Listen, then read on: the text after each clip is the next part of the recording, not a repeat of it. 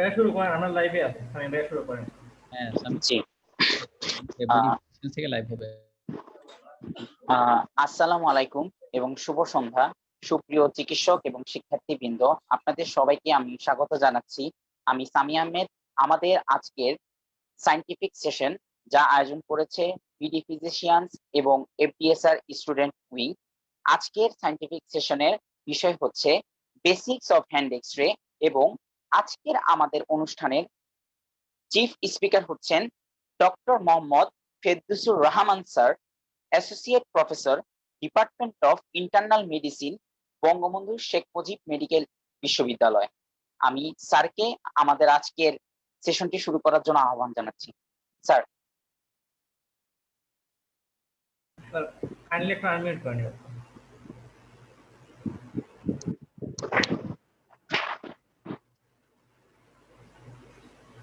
Sir একটু unmute করে নেবেন।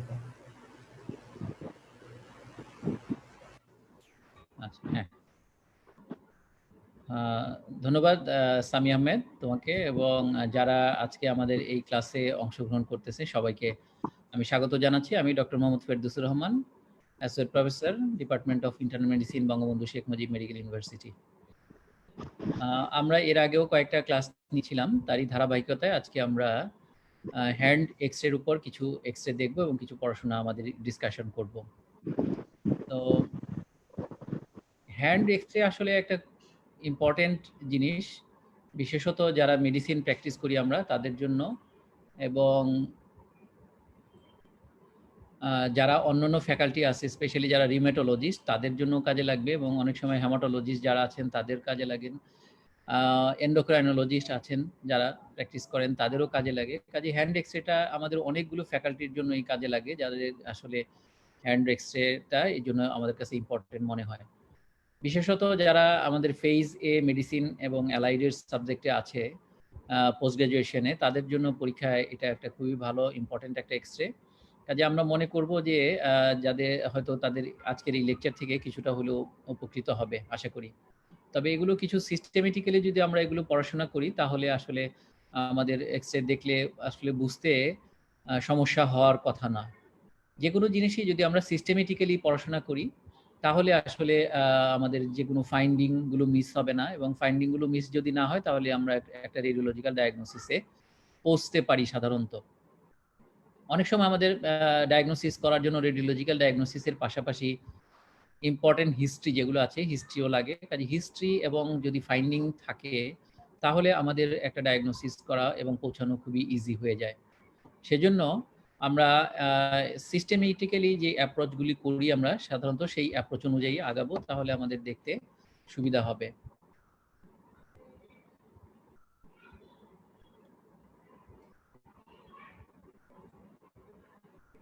এক্স-রে যদি আমরা পড়তে যাই বা দেখি তাহলে কিন্তু আমাদের প্রথমেই দেখতে হয় যে আসলে ওই এলাকার অ্যানাটমিক্যাল স্ট্রাকচারটা কেমন আছে। যদি আমরা নরমাল অ্যানাটমিটা ভালো বুঝতে পারি তাহলে কিন্তু আমাদের প্যাথোলজিটাই ডায়াগনোসিস করাটা ইজি হয়ে যায়। সেজন্য প্রত্যেকটা পার্ট যারা আমরা পড়ব ওই পার্টটা সম্পর্কে রেডিওলজিক্যাল অ্যানাটমি যেই অংশটুকু আছে সেই অংশটুকু আমাদের জানা দরকার, যাতে করে কোনো অ্যাবনর্মালিটি আছে কিনা, নরমাল অ্যানাটমি ডেভিয়েশন আছে কিনা এই জিনিসগুলো আমরা সহজেই বুঝতে পারি, অথবা কোনো চেঞ্জ আছে কিনা সেই চেঞ্জগুলো যেন আমরা বুঝতে পারি। তো রেডিওলজিক্যাল অ্যানাটমি যদি আমরা দেখি, আমরা মেডিসিনের যারা স্পেশালি প্র্যাকটিস করি তাদের জন্য হ্যান্ডের সাধারণত যেটুকু ভিউ আমরা এই পোস্টেরিয়র অ্যান্টিরিয়র ভিউতে দেখতেছি এটুকু আমাদের জন্য খুব ইম্পর্টেন্ট, এবং এইটুকু যদি আমরা জানি তাহলে আমাদের মোটামুটি হয়ে যাবে। এছাড়াও আরো দুই একটা ভিউ আছে, ল্যাটারাল ভিউ আছে, অবলিক ভিউ আছে, নোগ্রেড ভিউ আছে। কাজে এই সমস্ত ভিউগুলি আমরা দেখবো আস্তে আস্তে, কিন্তু পোস্টেরিয়র অ্যান্টিরিয়র ভিউতে যদি আমরা এক্স-রেটা দেখি তাহলে মোটামুটি যতগুলো অ্যানাটমিক্যাল স্ট্রাকচার আছে সবগুলো স্ট্রাকচারকে আমরা পোস্টেরিয়র অ্যান্টিরিয়র ভিউতে একই সাথে সুন্দরভাবে দেখতে পাই। আমরা জানি যে এগুলো হচ্ছে একসাথে ছোট ছোট কয়েকটা বোনস আছে যেগুলোকে বলে কার্পাল বোন, তারপরে যে একটা লম্বা সারি আছে এটাকে বলে হচ্ছে মেটাকার্পাল, এবং তারপরে যেগুলো আছে এগুলো হচ্ছে ফ্যালাঞ্জেস। কার্পাল বোনের মধ্যে আমাদের 8টা বোন আছে। যেমন আমরা যদি দেখি এখান থেকে প্রথম থেকে যদি শুরু করি আমরা, এটা হচ্ছে স্ক্যাফয়েড, তারপরে এটা হচ্ছে লুনেট, এটা হচ্ছে ফিজিফর্ম, এবং ফিজিফর্মের পরের দিকে দেখেন একটা ট্রাইকোয়েট্রাম আছে, এবং এর পরের লাইনের যে আছে দুটা লাইন প্রথম লাইন গেল, দ্বিতীয় লাইনের মধ্যে আছে আমাদের ট্রাপিজিয়াম, ট্রাপিজয়েড, তারপরে ক্যাপিটেট অ্যান্ড হেমেট। এই যে হেমেট, ক্যাপিটেট, তারপর ট্রাপিজিয়াম, ট্রাপিজয়েড, এগুলো সরাসরি আমাদের মেটাকার্পাল বোনের বেজের সাথে জয়েন্ট ফর্ম করে, যেটা আমাদের হ্যান্ড রিস্ট মুভমেন্টের জন্য কাজে লাগে। এই যে পরের লাইনটা আছে, এটা আমরা বলেছিলাম যে মেটাকার্পাল, যদি এগুলোকে আমরা নাম্বারিং করে সাধারণত বলা হয়ে থাকে, ফার্স্ট মেটাকার্পাল মানে থাম্বের যেটা আছে এটাকে বলে ফার্স্ট মেটাকার্পাল, তারপর একটা ইন্ডেক্সেরটা সেকেন্ড মেটাকার্পাল, মিডিল ফ্যালেন্সের থার্ড, তারপরে ফোর্থ ফিঙ্গার, রিং ফিঙ্গারের যেটা আছে এটাকে ফোর্থ, এবং লিটল ফিঙ্গারের যে মেটাকার্পাল আছে সেটাকে বলি আমরা ফিফথ মেটাকার্পাল। কাজে এগুলো নাম্বারিং করে করা হয়, এগুলো সাধারণত কিন্তু গ্রেড টু ফিঙ্গার ইন্ডেক্স এইভাবে বলা হয় না। First metacarpal, second, third and fourth metacarpal bone. থাম্বের যদি আমরা ফ্যালেন্স দেখি, আমরা জানি এখানে দুইটা ফ্যালেন্স আছে, একটা প্রক্সিমাল ফ্যালেন্স, একটা ডিস্টাল ফ্যালেন্স, আর অন্য যে তিনটা ফিঙ্গার আছে এগুলোতে তিনটা করে ফ্যালেন্স থাকে, একটা প্রক্সিমাল, মিডল এন্ড ডিস্টাল ফ্যালেন্স। আমরা এগুলো সবগুলিতে আছে, তিনটার মধ্যে আছে প্রক্সিমাল ফ্যালেন্স, মিডল ফ্যালেন্স এন্ড ডিস্টাল ফ্যালেন্স। আমাদের রেডিওলজি পড়তে গেলে যে অংশটুকু বিশেষ গুরুত্বপূর্ণ সেগুলো হচ্ছে আমাদের এই ফ্যালেন্সের স্ট্রাকচারগুলো কেমন দেখতে দেখা যায়, ফ্যালেন্সের টিপগুলো এবং ডিস্টাল পার্টগুলো কেমন আছে সেগুলো আমাদের জন্য বিশেষ ইম্পর্টেন্ট। এই ডিস্টাল পার্টের মধ্যে কোনো লাইটিক আছে কিনা, কোনো গ্রোথ আছে কিনা বা কোনো চেঞ্জ আছে কিনা, এই ডিস্টাল ফ্যালেন্সগুলো সেগুলো আমাদেরকে দেখতে হবে। কোনো জয়েন্টের স্পেস, যেটা এমন দেখা যাচ্ছে যে একটা নর্মাল জয়েন্টের স্পেস, এটা রিডাকশন আছে কিনা অথবা এটার ওয়াইডেনিং আছে কিনা এই জয়েন্ট স্পেসগুলো, এবং যদি কোনো রিডাকশন থাকে তাহলে এই রিডাকশনগুলোর, এই জয়েন্ট স্পেসগুলোর কোনো আর্কিটেকচারাল চেঞ্জ আছে কিনা, মানে বনি লিশন আছে, লাইটিক লিশন আছে কিনা, অথবা কোনো ওভারগ্রোথ আছে কিনা, যাকে আমরা বলি অস্টিওফাইটস, সেগুলো আছে কিনা। তো এরকম আমরা সাধারণত গুলি দেখি। আর যদি ডিস্টাল পার্টে যদি আসে, এখানে রেডিয়াসের রেডিয়াল স্টাইলয়েড প্রসেস, এটা আলনার স্টাইলয়েড প্রসেস। অনেক সময় আমাদের ফ্র্যাকচার থাকে, যদিও আমরা মেডিসিন স্পেশালিস্ট বা মেডিসিনে যারা কাজ করি তাদের জন্য ফ্র্যাকচারটা খুব বেশি ইম্পর্টেন্ট না, তবে প্যাথোলজিক্যাল ফ্র্যাকচার কিন্তু আমাদের মেডিসিন স্পেশালিস্ট বা মেডিসিনে যারা কাজ করব তাদের জন্য প্যাথোলজিক্যাল ফ্র্যাকচারটা, স্পেশালি কলিজ ফ্র্যাকচার যদি আসে ওল্ডার এজে, তাহলে আমাদেরকে কনসিডারেশনের মধ্যে রাখতে হবে। এটা হচ্ছে আমাদের পোস্টেরিয়র অ্যান্টেরিয়র ভিউ, এই অ্যানাটমিক্যাল স্ট্রাকচার। এরকম ল্যাটারাল স্ট্রাকচার যদি আমরা ল্যাটারাল ভিউতে দেখি, তাহলে দেখেন এখানে বেশিরভাগ বোনসগুলি হচ্ছে ওভারশ্যাডো হয়ে আছে, শুধুমাত্র থাম্বের যে বোনগুলো আছে সেগুলোকে সাধারণত দেখা হয়। এখানে আসলে বেসিক্যালি ল্যাটারাল ফিল্ম করা হয় রিস্টের জন্য, এবং রিস্টের কোনো ফ্র্যাকচার আছে কিনা, ফ্র্যাকচার থাকলে ফ্র্যাকচারের কোনো ডিসলোকেশন আছে কিনা, মানে সামনে বা পিছনের দিকে কোনো ফ্র্যাকচার লাইনের ডেভিয়েশন আছে কিনা, এটা মূলত অ্যাসেসমেন্ট করা হয়, এবং কার্পাল বোনগুলোকে অ্যাসেসমেন্ট করা হয়। অথচ অন্য বোনসগুলি কিন্তু এখানে দেখেন খুব একটা বেশি ভালো বোঝা যায় না, থাম্বসটাকে ক্লিয়ার বোঝা যায়, আদারওয়াইজ অন্য বোনগুলো সবই সাধারণত একটার সাথে একটার ওভারল্যাপিং করা থাকে। কাজে ল্যাটারাল ফিল্মটা আমাদের জন্য খুব একটা বেশি ইম্পর্টেন্ট না, তবে তারপরও দু একটা ফিল্মের জন্য লাগবে, স্পেশালি যদি আমরা কলিজ ফ্র্যাকচারকে চিন্তা করি, তাহলে তখন আমাদেরকে এই ফিল্মটা বিশেষ জরুরি হয়। মূলত লাগে আমাদের জন্য oblique view, posterior anterior oblique view. এই অবলিক ভিউতেও আমাদের সেই একই স্ট্রাকচারগুলোকে বিভিন্নভাবে আমরা দেখতে পাচ্ছি, যে মেটাকার্পাল বোনগুলো আছে, first, second, third, fourth, fifth, ফ্যালেন্সগুলো ভালো দেখা যাচ্ছে, এখানে জয়েন্ট স্পেসগুলো আমরা পুরোপুরি দেখতে পাচ্ছি। কার্পাল বোনেরগুলোও সেখানেও মোটামুটি একই রকমই দেখা যাচ্ছে, যদিও ওই ফিল্মটার থেকে এই ফিল্মটার কিছুটা ওভার শ্যাডোয়িং আছে, একটার সাথে আরেকটার মার্চ করে গিয়েছে, তারপরেও কিছুটা বোঝা যায়। জাস্ট আমাদের এইটুকু অংশ একটা আইডিয়া থাকা লাগবে যে এখানে জয়েন্ট স্পেসগুলো কেমন ডিস্ট্রাকশন আছে কিনা, বা জয়েন্ট স্পেস কমে গিয়েছে কিনা, হ্যাঁ, এই জায়গাগুলি ডেনসিটি বেড়ে গিয়েছে কিনা, এই অংশগুলো আমাদের ভবিষ্যৎ ফিল্মগুলিতে ফলো করতে হবে। তো চেস্টে আমরা যদি এক্সরে করি, এক্সরে করতে গেলে কয়েকটা ভিউয়ের কথা আমরা বললাম, যে ভিউগুলো একটু জানা থাকলে আমরা যখন রুটিন প্র্যাকটিস করি বা আমরা যখন অ্যাডভাইস করব, তখন আমাদের একটা আইডিয়া থাকলে ভালো যে আমরা এই ভিউটা করতে যাচ্ছি পেশেন্টের। যদি আমরা পোস্টেরিয়র অ্যান্টেরিয়র ভিউ করি, তাহলে দেখেন যে ক্যাসেটটা থাকে, ক্যাসেটের উপরে আমাদের হাতটা রাখতে হয় একদম ফ্ল্যাট করে রেখে সামনের থেকে পেছনের দিকে বিম ফেলা হয়, মানে উপর থেকে নিচের দিকে বিমটা ফেলা হয়, এবং এইরকম ফিল্ম করলে যেরকম একটা ভিউ আসে সেটা হচ্ছে এই ধরনের একটা ফিল্ম আমরা পাবো। এটা হচ্ছে হ্যান্ড পোস্টেরিয়র অ্যান্টেরিয়র ভিউ এর একটা এক্সরে। আমরা যেটা বলছিলাম যে oblique view, posterior oblique view, সেখানে দেখেন কেমন একটা ক্লয়িং এর মতো কিছুটা আছে, হাতটা কিছুটা রোটেট করা আছে, হাতটা কিছুটা প্রোনেটেড করা আছে। হ্যাঁ, এটা কিভাবে করা হয়, যে হাতটাকে আপনার একটা ফ্ল্যাট টপের উপর রাখেন, রাখার পরে হাতটাকে ল্যাটারালি রোটেট করে দেন বা প্রোনেট করে দেন, সেমি প্রোনেট। 45 ডিগ্রি অ্যাঙ্গেল যাওয়ার পরে হাতের যে পজিশনটা হয় সেই পজিশনে আমরা যদি পোস্টেরিয়র থেকে একটা বিম ফেলি, যেই রকম ভিউ, এটাকে বলে হচ্ছে হ্যান্ডের পোস্টেরিয়র অ্যান্টেরিয়র অবলিক ভিউ, এবং তার ফিল্মটা আসবে আপনার এই রকমের। আরেকটা ইম্পর্টেন্ট ভিউ আছে যাদের জন্য, বিশেষ করে জয়েন্টের স্পেসের দেখার জন্য এবং জয়েন্টের কোনো ডিস্ট্রাকশন আছে কিনা এই ভিউটা দেখার জন্য আরেকটা ভিউ বলে, এটাকে অ্যান্টেরিয়র পোস্টেরিয়র অবলিক ভিউ।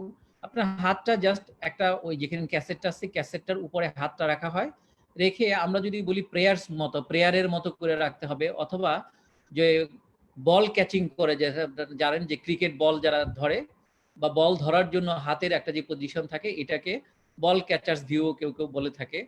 তো এটার একটা স্পেশাল নাম আছে নরগ্রেড ভিউ। এই ভিউটা দিয়ে আমরা সাধারণত জয়েন্টের স্পেসের ডিস্ট্রাকশন আছে কিনা এই স্পেসগুলোকে খুব ভালোভাবে আইডেন্টিফাই করতে পারি। পজিশনটা কি? Both hands are supinated with their dorsal surface are placed on the cassette or PAPF। The hands are then rotated medially by 45 degree. ওইটা যেমন ছিল আমাদের প্রোনেটেড করা ছিল, এটা মিডিয়ালি রোটেট করা হচ্ছে, এবং আপনার একটা প্রেয়ারের সাইনের, প্রেয়ার করলে যেরকম থাকে ওইরকম একটা পজিশন থাকতেছে। এবং এটা দেখে বলা হয় মূলত ইরোসিভ আর্থ্রাইটিস আছে কিনা, স্পেশালি ইন রিউম্যাটয়েড আর্থ্রাইটিসের জন্য আমাদের এই ভিউটা খুবই একটা গুরুত্বপূর্ণ ভিউ। একটা এক্সরে যদি দেওয়া হয় হ্যান্ডের, তাহলে আমাদের কি কি জিনিস মাথায় রাখতে হয়? আপনাদের যে স্টুডেন্ট একটা হ্যান্ড এক্সরে দিয়ে ফেললো পরীক্ষার সময়, চলে আসলো, যদি এরকম আসে তাহলে আপনার মাথায় কি কি থাকবে? সেইখানে যদি আমরা কমনলি চিন্তা করি, একটা বড় লম্বা লিস্ট যদিও, কিন্তু এখানে এতগুলি সাধারণত আমাদের পরীক্ষার সময় থাকে না, দু একটা জিনিস থাকে। কমনলি থাকে আসলে রিউম্যাটয়েড আর্থ্রাইটিস বা রিউম্যাটয়েড হ্যান্ড যেটা আমরা বলি, সেই এক্সরেটা ইউজুয়ালি থাকে।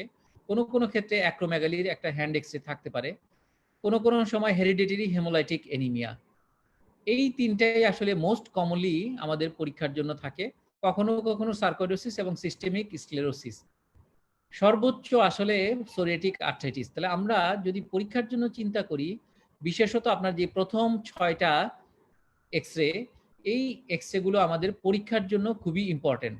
তবে ভুললে চলবে না যে এছাড়াও আরো অন্যান্য জিনিস থাকতে পারে। পোস্ট গ্রাজুয়েশন লেভেলে যে কোনো এক্সরে কিন্তু আমাদের থাকতে পারে, কাজেই এই এক্সরেগুলো কিন্তু আমাদের মাথায় রাখতে হবে যে আমাদের এই ধরনের ফাইন্ডিং ওয়ালা এক্সরেও থাকতে পারে। যেমন টিউবারকুলোসিস অফ হ্যান্ড, যদিও খুব রেয়ার, আমরা পেতে পারি মাঝে মাঝে। শর্ট মেটাকার্পাল, এটা কিন্তু খুবই একটা common finding, specially Turner syndrome যদি আমরা পাই, বা সিউডো হাইপোপ্যারাথিরোডিজম পেয়ে থাকি, তাহলে আমরা পেয়ে থাকি।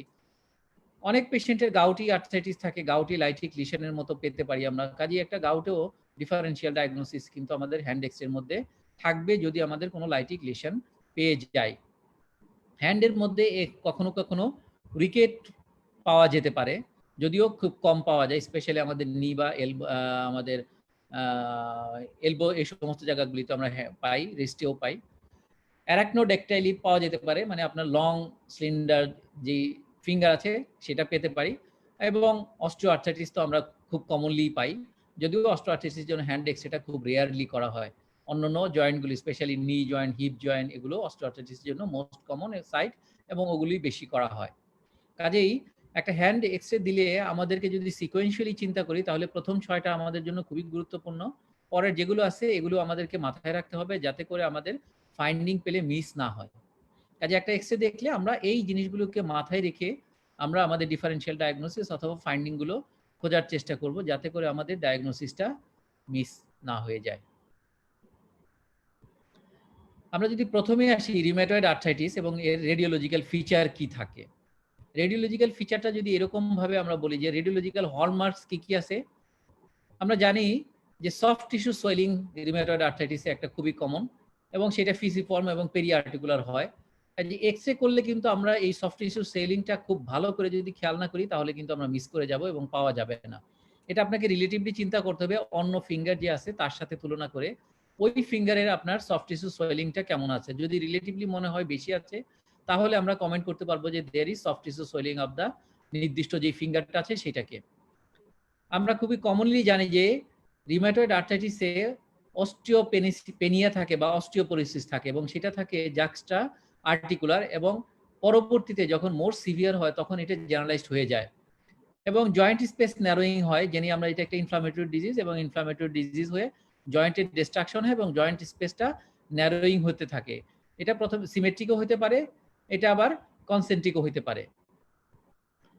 রিউমেটয়েড আর্থ্রাইটিসের একটা আরেকটা ইম্পর্টেন্ট ফাইন্ডিং হচ্ছে মার্জিনাল ইরোশন থাকে, এবং যেটা বলে বেয়ার এরিয়া, মানে আপনার পেরিফেরির যে পার্টটা আছে জয়েন্টের সেই পার্টটার মধ্যে থাকে, সেন্ট্রাল এরিয়াটা সাধারণত থাকে না, স্পেয়ারিং করে। পেরিফেরাল মানে জয়েন্টের আপনার বাইরের দিকের মার্জিনের দিকে যেখানে সাইনোভিয়াম থাকে সেই এলাকাগুলোতে মার্জিনাল ইরোশনটা ইউজুয়ালি পাওয়া যায়।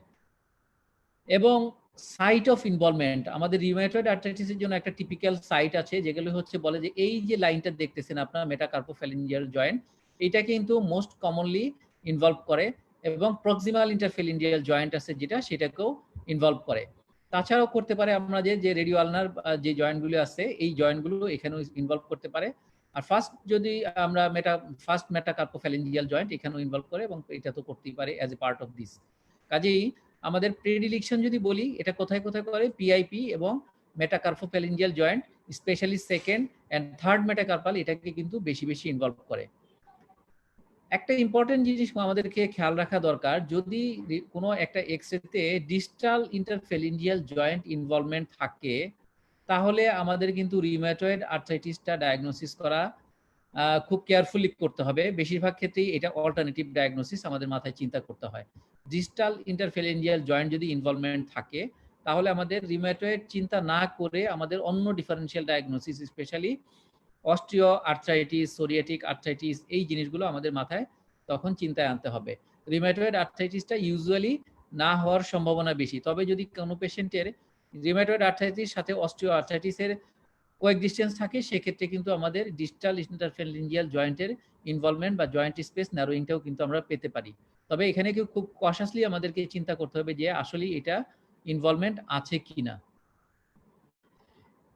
ইন অ্যাডভান্স কেস যদি হয়, তখন কিন্তু আমরা আরো কিছু কিছু চেঞ্জ পেতে পারি, যেটাকে বলে সাবকন্ডাল সিস্ট ফর্মেশন। এবং এটা হয় কেন, কার্টিলেজ ড্যামেজ হয়ে যায় এবং সেখান থেকে সাইনোভিয়াল ফ্লুইডটাকে প্রেস করে ভেতরের দিকে ঢুকে যাওয়ার জন্য ওইখানে সাবকন্ডাল সিস্ট ফর্মেশন হয়, এবং সাবলাক্সেশন হয়ে যায় বিভিন্ন জয়েন্টগুলো, এবং জয়েন্টগুলো হয়ে রিউমেটয়েড আর্থ্রাইটিসের যে কিছু স্পেসিফিক জয়েন্ট ডিফর্মিটি করে, যেমন বার্টনিয়ার ডিফর্মিটি এবং সোয়ান নেক ডিফর্মিটি, এগুলোও কিন্তু আমরা পরবর্তীতে এক্সরেতে পেতে পারি যখন অ্যাডভান্স স্টেজ রিউমেটয়েড আর্থ্রাইটিস হয়ে যাবে। এবং Z deformity of the thumb হতে পারে। এবং আলটিমেটলি যখন অল জয়েন্ট ইজ ডিস্ট্রাক্টেড, তখন কিন্তু ওই জয়েন্টগুলো অ্যানকাইলোজড হয়ে যেতে পারে, মানে ফিক্সড হয়ে যেতে পারে, একেবারেই কোনো জয়েন্ট স্পেস ন্যারোয়িং থাকবেই না।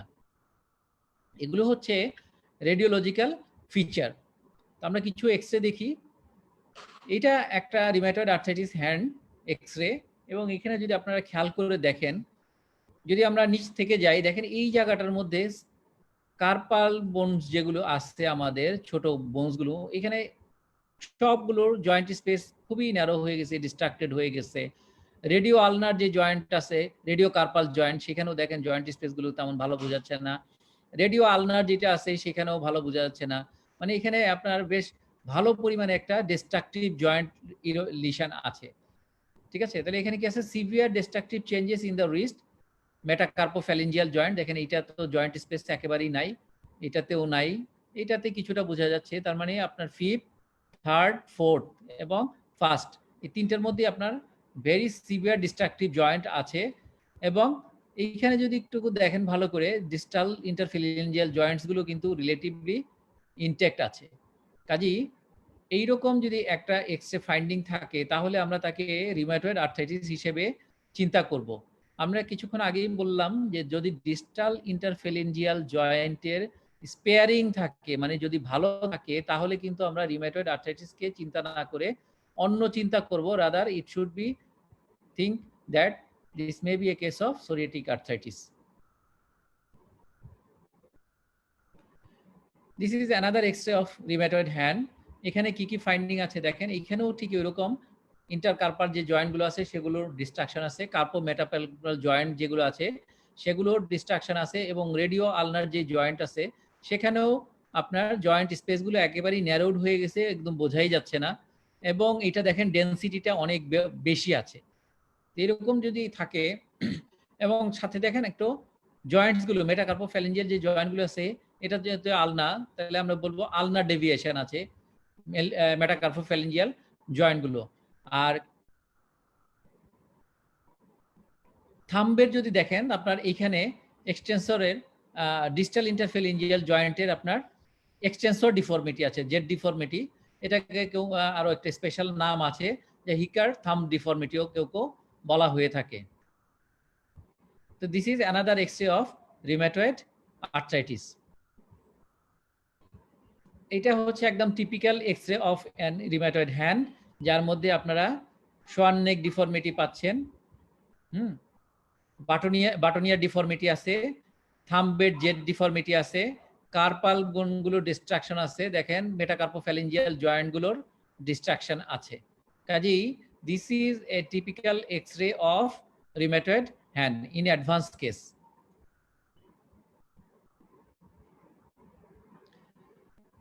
রিউমাটয়েড আর্থ্রাইটিস ইন অ্যাডভান্স কেসে আপনারা কখনো কখনো এইরকম এক্স-রেও পেতে পারেন, যদিও আজকাল এটা এখন পাওয়া যাচ্ছে না বেশি বা যাওয়ার সম্ভাবনা কম, কারণ বেশিরভাগ রোগী সচেতন এবং তারা আর্লি স্টেজে ট্রিটমেন্ট নিয়ে নেয়।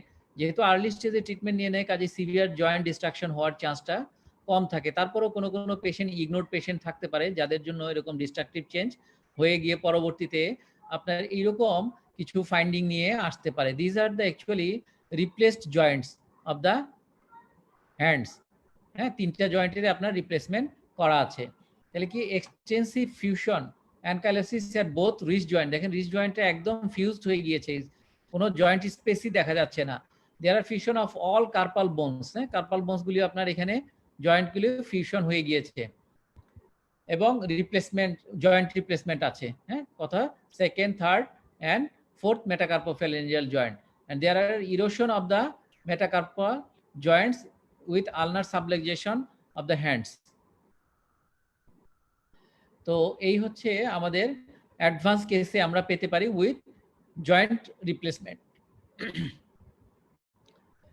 এরপর আমরা সোরিয়াটিক আর্থ্রাইটিসে যাব। সোরিয়াটিক আর্থ্রাইটিসের কিছু হলমার্ক ফিচার আছে, যাকে বলে একদিকে ক্ষয় হবে আর একদিকে বোন প্রলিফারেশন হবে। This is A combination of erosive change with bone proliferation, is a predominantly distal distribution। দেখেন আপনার ডিস্টাল, আমরা একটু আগেও বলেছিলাম যে যদি ডিস্টাল ইন্টারফ্যালেঞ্জিয়াল জয়েন্টের ইনভলভমেন্ট থাকে তাহলে আমরা সোরিয়াটিক চিন্তা করব, এবং এখানে ঠিক তাই ডিস্ট্রিবিউশনটা দেখানো হয়েছে।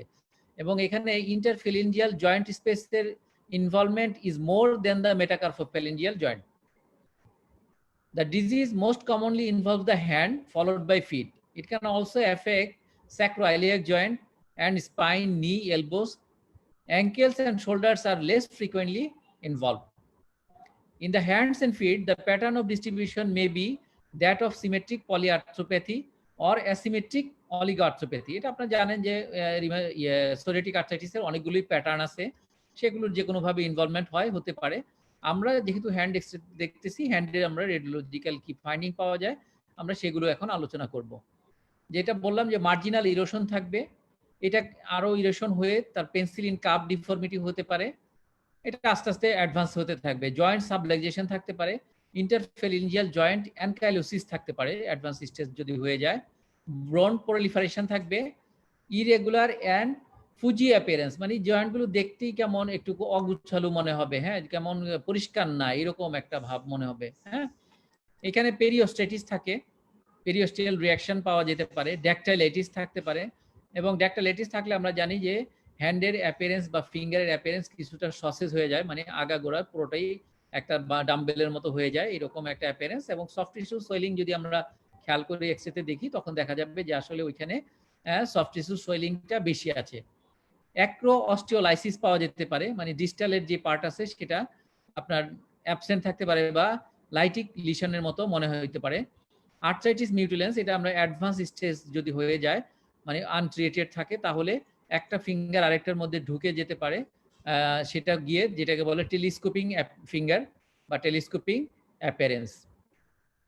আরেকটা ইম্পর্টেন্ট ফাইন্ডিং, যদিও এটা খুব রেয়ারলি পাওয়া যায়, আইভরি ফ্যালেন্স, যেটা হচ্ছে কি হয় ডিস্টাল ফ্যালেন্স যে আছে গ্রেট টোর মানে পায়ের, হ্যাঁ রেজাল্টস অফ পেরিওস্টিয়াল অ্যান্ড এন্ডোস্টিয়াল বোন ফর্মেশন, মানে এখানে বোনের যেহেতু আমরা বললাম যে একদিকে ডিস্ট্রাকশন হবে অন্যদিকে বোন ফর্মেশন হবে। তো বোন ফর্মেশন মানে অস্টিওব্লাস্টিক অ্যাক্টিভিটি বেশি থাকে। তো অস্টিওব্লাস্টিক বেশি থাকা মানে ওই জায়গার বোনগুলো সাদা দেখাবে, এরকম একটা ফাইন্ডিং।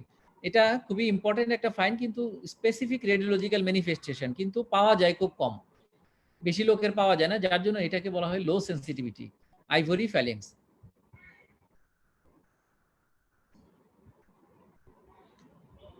আমরা যদি সোরিয়াসিসের এরকম একটা হ্যান্ড দেখি, দেখেন এখানে নেইল চেঞ্জ আছে, দেখা যাচ্ছে নেইল চেঞ্জ।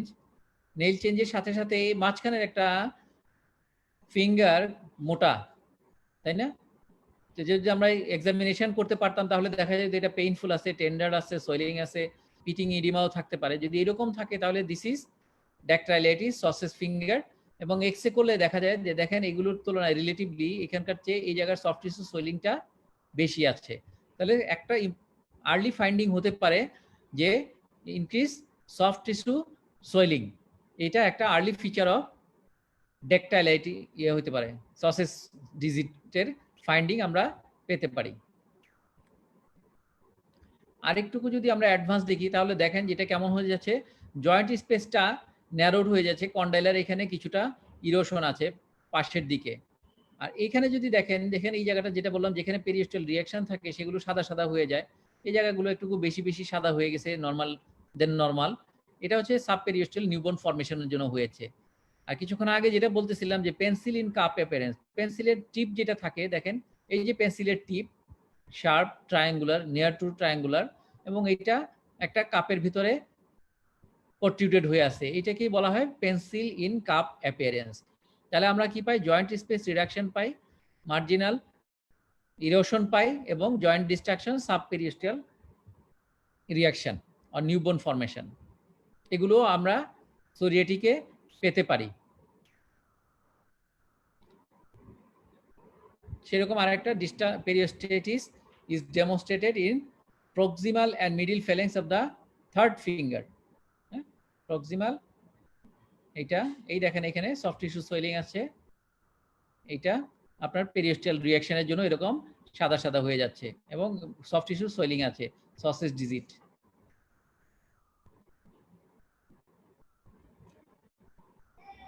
কিছুক্ষণ আগে বলছিলাম যে অ্যানকাইলোসিস মানে হচ্ছে একদম ফিক্সড হয়ে যাওয়া, যে জয়েন্টের কোনো মুভমেন্ট থাকবে না, একদম complete loss of joint movement, fixed হয়ে গেছে, কোনো জয়েন্ট স্পেস দেখা যাচ্ছে না।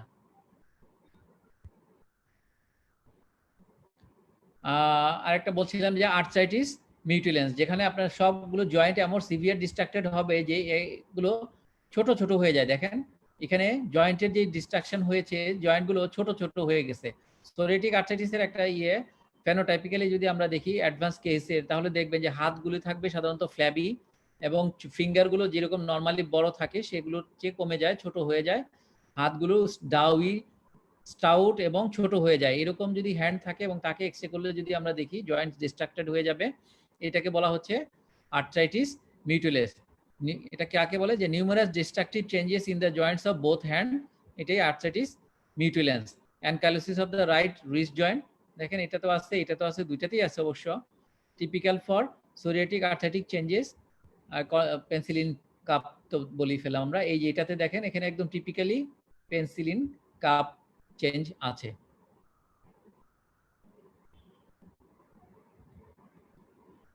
This is another x-ray of psoriatic arthritis, যেখানে এটা যদিও একটু ডেভিয়েটেড হয়ে গেছে। This is the pencil in cup appearance. অনেক সময় থাকবে না, কারণ সোরিয়াসিসে জানি আমরা সফট টিস্যু সোয়েলিং থাকে, তার মধ্যে যদি জয়েন্টটা একটু সাবলাইজেশন থাকে সেক্ষেত্রে আপনার এরকম জয়েন্ট সরে যেতে পারে, সেই রকম জন্য এটা ডিস্টালি ওরকম টিপিক্যালি দেখা যাচ্ছে না। আরো কিছু এক্সরে, এটা অ্যানকাইলোসিস হয়ে গেছে, নিউমারাস এক্সরে, এটা অ্যানকাইলোসিস হয়ে গেছে, এখানে দেখেন কিছু ডিস্ট্রাকটিভ চেঞ্জেস আছে। তাহলে কি? Ankylosis of the numerous proximal and distal interphalangeal joints with flexion deformity, lack of significant osteoporosis. কারণ এটার সাথে দেখেন এটাকে দেখলে, এই এক্সরেটা দেখলে কিন্তু অনেকের আপনার রিউমাটয়েড আর্থ্রাইটিসের মতো মনে হবে, কিন্তু যেহেতু এখানে অস্টিওপেনিয়া বা অস্টিওপোরোটিক চেঞ্জ তেমন নাই, সেই জন্য আমরা এটাকে রিউমাটয়েড আর্থ্রাইটিস হিসেবে হয়তো ডিফারেনশিয়াল ডায়াগনোসিসে আনবো না। তবে যদি কেস জানা না থাকে তখন কিন্তু আপনাদের পরীক্ষার সময় অনেক সময় ডিফারেনশিয়াল ডায়াগনোসিস চাইতে পারে, তখন আপনারা এটাকে সোরিয়েটিক অথবা রিউমাটয়েড আর্থ্রাইটিস হিসেবে বলবেন। কিন্তু ডিস্টাল ইন্টারফেরেঞ্জিয়াল জয়েন্ট দেখেন এটা যেমন বোঝা যাচ্ছে যে ডিস্টাল ইন্টারফিলেঞ্জিয়াল জয়েন্টটা ইনট্যাক্ট আছে, কিন্তু এই এক্সরেটাতে আবার এখানে ডিস্টাল ইন্টারফিলেঞ্জিয়াল জয়েন্টটা আপনার লস আছে, এইটার মধ্যেও কিছুটা লস আছে। কাজে এটা এরকম যদি থাকে তাহলে কিন্তু রিউমাটয়েডটা যেহেতু আসবে না, তারপরও ডিফারেনশিয়াল হিসেবে আমাদের অনেক সময় আসতে পারে। এটাও একটা এক্সরে যার সাবলাক্সেশন আছে আর কি। তো সোরিয়াটিক আর্থ্রাইটিসের ডিফারেনশিয়াল যেটা আমরা কিছুক্ষণ আগে বলছিলাম, সোরিয়াটিকের ডিফারেনশিয়াল হবে rheumatoid arthritis, erosive arthritis and reactive arthritis. Rheumatoid আর্থ্রাইটিসের একটাই মেইন ফিচার যেটা মেটাকার্পোফ্যালেঞ্জিয়াল জয়েন্ট এবং প্রক্সিমাল ইন্টারফ্যালেঞ্জিয়াল জয়েন্টকে ধরবে, ডিস্টাল ইন্টারফ্যালেঞ্জিয়াল জয়েন্টকে ধরবে না। এবং bone proliferation not a feature of rheumatoid arthritis, যেটা সোরিয়াটিক আর্থ্রাইটিসে পাওয়া যায়। আর osteoporosis not a feature of psoriatic arthritis, যেটা আমরা অলরেডি বলে ফেলেছি। আর ইরোসিভ অস্টিও আর্থ্রাইটিস যদি থাকে তাহলে গুলউইং সাইন আছে হচ্ছে যে আপনার সেন্ট্রাল যে জয়েন্ট স্পেসটা আছে এই স্পেসটাকে বেশি ডিস্ট্রাক্টেড থাকবে, মাঝখানে ডেবে যাবে, এইটাকে হচ্ছে গুলউইং সেন্ট্রাল ইরোশন, যেটা অস্টিও আর্থ্রাইটিসে পাওয়া যায়। এবং রিঅ্যাকটিভ আর্থ্রাইটিসে আমরা জানি যেটা হাতের চেয়ে পায়ে ইনভলভমেন্ট বেশি হয়ে থাকে। এবং এটাই দেখেন gull wing central erosion of the osteoarthritis, এই যে এখানে আছে। এই যে এক্সট্রা এটাকে দেখলে আপনারা খুব ভালোভাবে বুঝতে পারবেন। হ্যান্ড এক্সরে দেখতে গেলে কিন্তু আমাদের একদম খুব খুঁটিনাটি সব দেখতে হবে। যদি শুরু করি আমরা রিস্ট জয়েন্টের কার্পাল জয়েন্ট থেকে শুরু করবে, কার্পাল জয়েন্ট থেকে শুরু করতে হবে। প্রত্যেকটা জয়েন্টকে আমাদের আলাদা আলাদা ভাবে দেখতে হবে, প্রত্যেকটা জয়েন্ট। দেখেন এই যে এখানে আছে আপনার, হ্যাঁ, গুলউইং এটাতেও আছে, এটা কিছুটা ডিস্ট্রাক্টেড হয়ে গেছে। কাজেই this is gull wing central erosion in the osteo arthritis.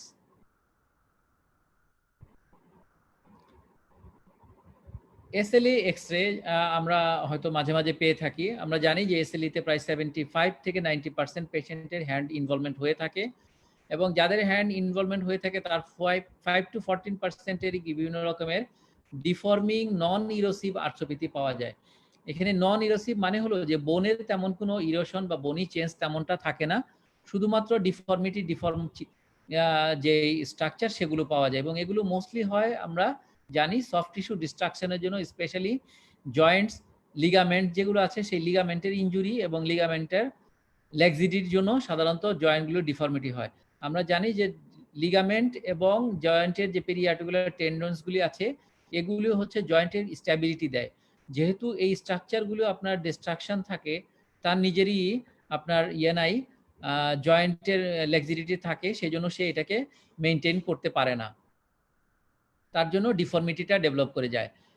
More common in long standing disease. আপনারা যদি আর্লি কেস দেখেন, আর্লি কেসে কিন্তু এরকম ডিফর্মিটিগুলি আমরা পাবো না, সাধারণত লং স্ট্যান্ডিং যদি হয়ে যায় তখনই পাওয়া যায়। এবং এটাকে ভালো দেখতে গেলে আমাদের কোন ভিউটা দেখতে হয়, যেটা আমরা বলেছিলাম যে জয়েন্ট স্পেসে ডিস্ট্রাকশন আছে কিনা, সেটার জন্য হচ্ছে নরব্রেডস view in posterior anterior view.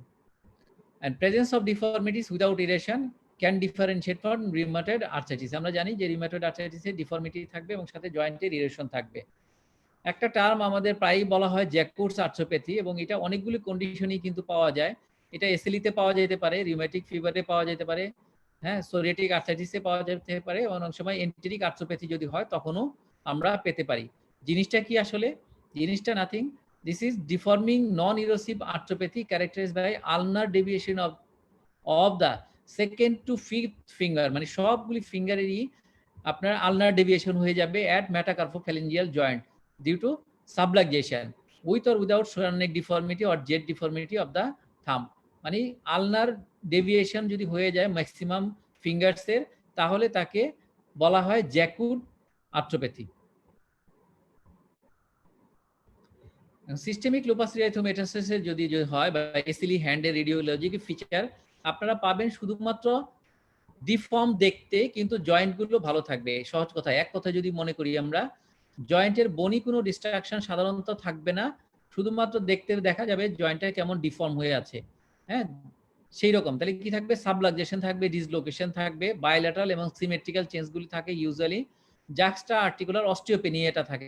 আমরা জানি এসএলইতে অস্টিওপোরোসিস কমন, সেই জন্য জাক্সটা আর্টিকুলার অস্টিওপেনিয়া বা অস্টিওপোরোসিসও কোনো থাকতে পারে, কিন্তু কোনো ইরোশন থাকবে না এবং কোনো জয়েন্ট স্পেসের লস থাকবে না, এবং সফট টিস্যু ক্যালসিফিকেশন থাকবে না। এই সফট টিস্যু ক্যালসিফিকেশনটা আমাদের দেখতে হবে পরবর্তী এক্সরেকে ডিফারেন্সিয়েট করার জন্য ফ্রম সিস্টেমিক স্ক্লেরোসিস থেকে ভাগ করার জন্য।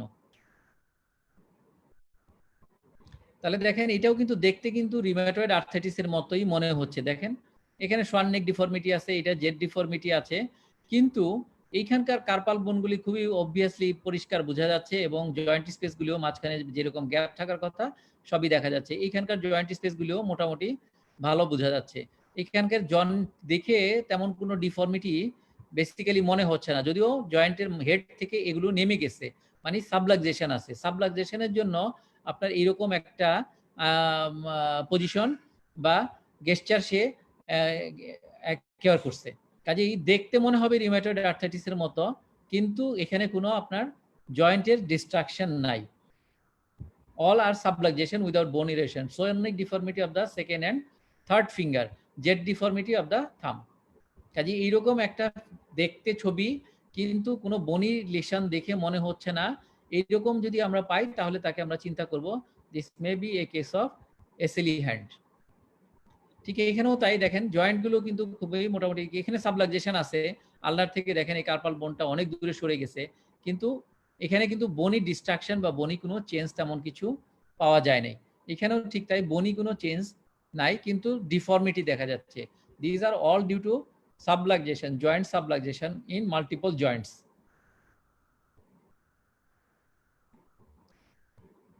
যেটা আমরা বলছিলাম যে জ্যাকুড অ্যাট্রোপ্যাথি, দেখেন এটা আলনার ডেভিয়েশন হয়ে গেছে, সবগুলি ফিঙ্গার আপনার ডেভিয়েটেড।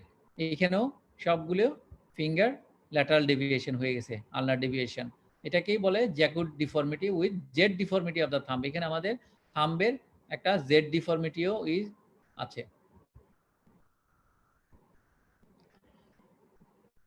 এরপরে যদি আমরা যাই সিস্টেমিক স্ক্লেরোসিস, এটার মধ্যে রেডিওলজিক্যাল ফিচার যদি আমরা চিন্তা করি, ইম্পর্টেন্ট ফিচার হচ্ছে আসলে গ্রিন মার্ক যেই করা আছে এই দুটা জিনিস, অ্যাক্রো অস্টিওলাইসিস এবং subcutaneous or peri articular calcification. Acro osteolysis means resorption of the distal phalanx, এটাকে অ্যাক্রো অস্টিওলাইসিস বলা হয়। এছাড়াও থাকতে পারে পেরি আর্টিকুলার অস্টিওপেনিয়া, কিন্তু আমরা জানি এটা একটা ইনফ্লামেটরি কন্ডিশন, এখানেও পেরি আর্টিকুলার অস্টিওপেনিয়া থাকতে পারে। জয়েন্ট স্পেস ন্যারোয়িং থাকতে পারে, ইরোশনও থাকতে পারে। ফ্লেকশন কন্ট্রাকচার তো বেশিরভাগ ক্ষেত্রেই পাবে, এবং নর্মাল এক্সরে করলেও দেখা যাবে যে সিস্টেমিক স্ক্লেরোসিসের হ্যান্ডগুলো কন্ট্রাকচার হয়ে আছে, স্পেশালি ফ্লেকশন। রেডিয়াস এন্ড আলনার রিজর্পশন অনেক সময় পেতে পারি, আর টার্মিনাল ফ্যালেন্সের স্ক্লেরোসিস পাওয়া যেতে পারে। একটা ইম্পর্টেন্ট থিংস হচ্ছে অ্যাক্রো অস্টিওলাইসিস and globular soft tissue calcification are the characteristics progressive feature of progressive systemic sclerosis. কাজে এইরকম যদি একটা ফাইন্ডিং আমরা পাই, acro osteolysis with globular soft tissue calcification, তাহলে this is most likely a case of systemic sclerosis. যেটা বলছিলাম, দেখেন এই যে এরকম যদি থাকে, এরকম যদি আমরা পাই, তাহলে কিন্তু আমরা তাকে সিস্টেমিক স্ক্লেরোসিস হিসেবে চিন্তা করব। দেখেন অন্যান্য জয়েন্টগুলি কিন্তু মোটামুটি ভালো, কিন্তু এই সমস্ত জায়গায় আপনার একটু বেশি কালো দেখা যাচ্ছে। বেশি কালো মিন্স হচ্ছে দিস আর দ্য অস্টিওপেনিয়া। এইটা যদি দেখি আমরা, যেটাকে বলছিলাম যে অ্যাক্রো অস্টিওলাইসিস, দেখেন এখানে লাইস্টিক আছে এবং সাথে ক্যালসিফিকেশন আছে, ক্যালসিফিকেট শ্যাডো আছে। তাহলে অ্যাক্রো অস্টিওলাইসিস উইথ ক্যালসিফিকেশন যদি থাকে, this is A hallmark feature of systemic sclerosis. এগুলোর অনেকগুলো ফিচারই থাকতে পারে, যদি আমরা একটা একটা করে দেখি। দেখেন এখানে ইরোশন অ্যান্ড আর্থ্রাইটিস, এই যে জয়েন্টের ইরোশন আছে, জয়েন্টের ডিস্ট্রাকশন আছে কিছু কিছু, এটা হচ্ছে একটা ফিচার হতে পারে। ফ্লেকশন কন্ট্রাকচার, এটা দেখেন জয়েন্টগুলো আপনার হ্যান্ডগুলো কিন্তু পোস্টেরিয়র ভিউতে আরো ফ্ল্যাট থাকার কথা, ডিস্টাল ফ্যালেন্সকে আরো এক্সটেন্ডেড দেখার কথা, কিন্তু তা পাচ্ছি না। এখানে কিন্তু ফ্লেক্স কন্ট্রাকচার আছে, যার জন্য হ্যান্ডটা একটা ফ্লেক্স অ্যাটিটিউড করে আছে। এটা হচ্ছে একটা ফ্লেকশন কন্ট্রাকচার হিসেবে আমরা একটা নরমাল এক্সরেও পেতে পারি। দেখেন এখানে ফিচারের মধ্যে কিন্তু অস্টিওপেনিয়া আছে, জাক্সটা আর্টিকুলার অস্টিওপেনিয়া আছে দুইটা এক্সরেতেই তাই। আর লাস্টলি আমরা পেতে পারি যে টার্মিনাল ক্যালসিনোসিস, হ্যাঁ এটা পেতে পারি। এখানে দেখেন আপনারা ক্যালসিনোসিস আছে, হ্যাঁ, with concomitant acro-osteolysis involving osteolysis is there, ঠিক আছে। তাহলে এইরকম ফিচারও আমরা অনেক সময় সিস্টেমিক স্ক্লেরোসিসে পেতে পারি, যে কোনো ফর্মে পেতে পারি, কিন্তু আমরা হয়তো এরকম একটা ফিচার পেতে পারি, এরকমও পেতে পারি, এটাও পেতে পারি। আর যেগুলো অ্যাডভান্স কেস হয়ে থাকে, যেগুলো আমরা আগে দুটো এক্সরে দেখলাম, সেই ধরনের এক্সরেও আমরা পেতে পারি। আমরা আরো যদি দেখি তাহলে দেখেন এখানেও ঠিক তাই ওইরকম পাওয়া যাবে। এখানে দেখেন ইরোশন হয়ে গেছে, ডিস্টাল ফ্যালেন্সটা ইরোটেড হয়ে গেছে। এখানে প্রক্সিমাল আছে, মিডিল আছে, ডিস্টাল ফ্যালেন্স কিন্তু দেখাই যাচ্ছে না, ডিস্টাল ফ্যালেন্সটা নাই। গ্রেট থাম্বে দেখেন, থাম্বেরও কিন্তু ডিস্টাল ফ্যালেন্সের অর্ধেকটাই প্রায় নাই। তাহলে erosion of the fourth and fifth proximal interphalangeal joints and left hand terminal ফ্যালেন্সের টাফট রিজর্পশন হয়ে গিয়েছে, এটা টাফট নাই। ঠিক আছে,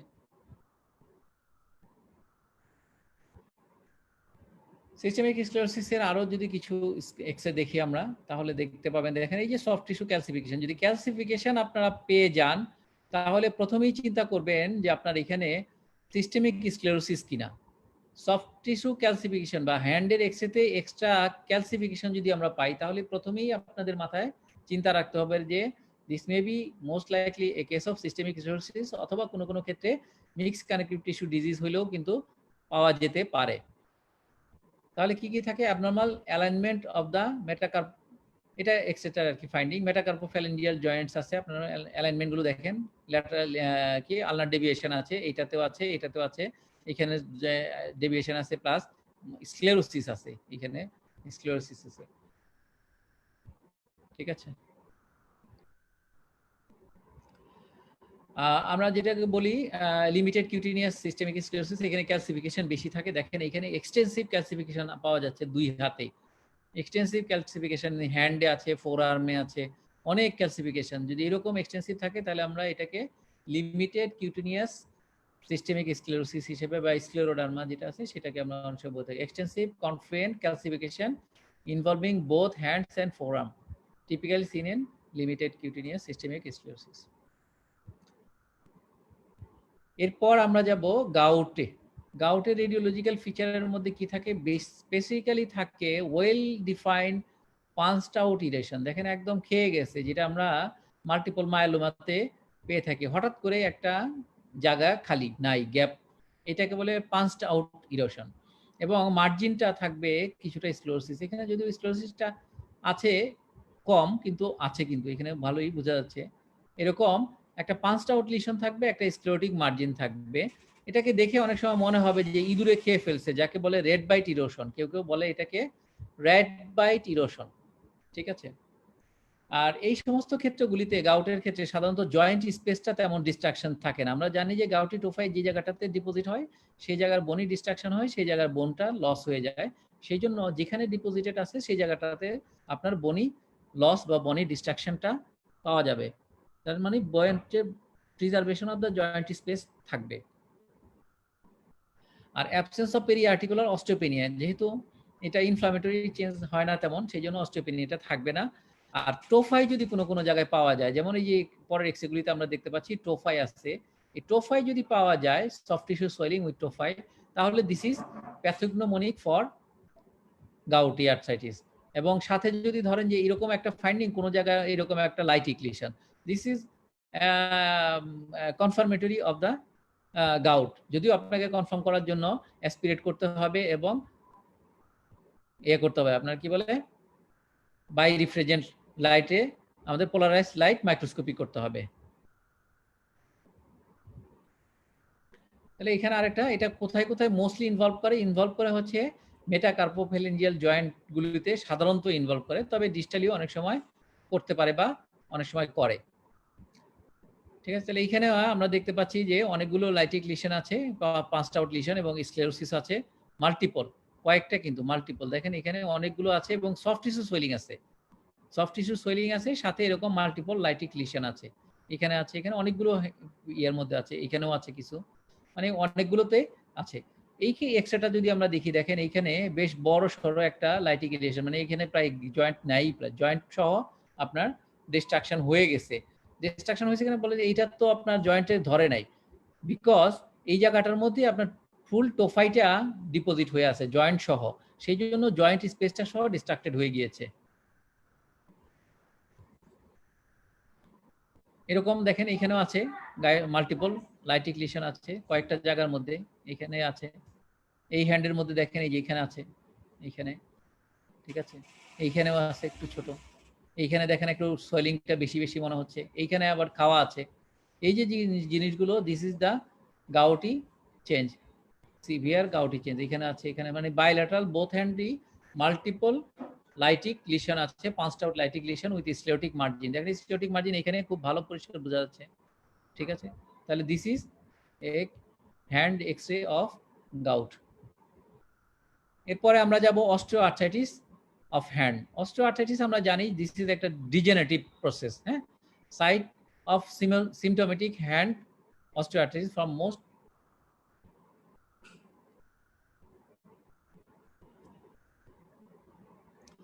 the site of symptomatic hand way from most to least common are মানে কোথায় সবচেয়ে কমন হয়, এটা প্রথমে ধরা হচ্ছে ডিস্টাল ইন্টারফেলেঞ্জিয়াল জয়েন্ট, হ্যাঁ। আমরা এখানে আরো কয়েকটা জিনিস নাম পাই, যেমন হ্যাবার্ডেন্স নোট, বোকার নোট, হ্যাঁ। এই যে কতগুলো আছে এখানে, এই জায়গাগুলোতে বেশি বেশি ইনভলভমেন্ট হয়।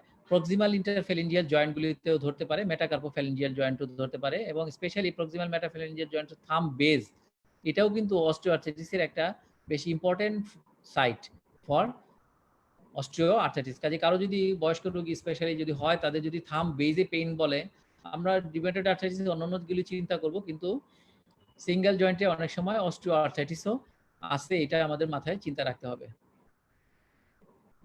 রেডিওলজিক্যাল ফিচারটা কি থাকে? জয়েন্ট স্পেস ন্যারোইং থাকবে, স্ক্লেরোসিস থাকবে এবং অস্টিওফাইট থাকবে। আমরা জানি যে এটা একটা ডিজেনারেটিভ প্রসেস এবং এটার মেইন ফিচারই হচ্ছে নিউ বন্ড ফর্মেশন করে মার্জিনে, সেইগুলো হচ্ছে অস্টিওফাইট। এবং radiologically osteoarthritis of the hand is typically symmetrical, যেহেতু এটা সিস্টেমিক ডিজিজ, দুই দিকেই সাধারণত ধরে এবং জেনারেলাইজড অস্টিওআর্থ্রাইটিসের পার্ট হিসেবে হ্যান্ডে হয়, সেই জন্য সিমেট্রিক্যালি হয়। এবং osteophyte that develop in the hands have eponymous name, যেটা আমরা বলছিলাম যে হ্যাবার্ডেন নোট থাকে আর বোকার্ড নোটস থাকে, হ্যাঁ। যেটা ডিস্টাল ইন্টারফেলেঞ্জিয়াল জয়েন্ট থাকে তাকে হ্যাবার্ডেন বলি, আর তার প্রক্সিমাল যেটা প্রক্সিমাল ইন্টারফেলেঞ্জিয়াল থাকে সেটাকে বোকার্ড নোট বলে। হ্যান্ডের এক্সরেটা একটা অস্টিওআর্থ্রাইটিস, এগুলো ফাইন্ডিং কি আছে দেখেন, joint space narrowing in the second, এটাতে আছে, এটাতে আছে এবং এটাতে আছে, হ্যাঁ। দেখা যাচ্ছে তো না? এই যে জয়েন্টগুলো আছে দেখেন, এটাতেও আছে, দুইটাতেই আছে আপনার joint space narrowing in the second, third এবং ফিফথ ইন্টারফেলেঞ্জিয়াল জয়েন্ট, এটাতে আছে ইন রাইট হ্যান্ড, আর লেফট হ্যান্ডে আছে মোটামুটি সবগুলিতে, সেকেন্ড, থার্ড, ফোর্থ, ফিফথ তিনটাতে আছে, ঠিক আছে। সেকেন্ড, থার্ড, ফোর্থ, ফিফথ তিনটাতেই আছে।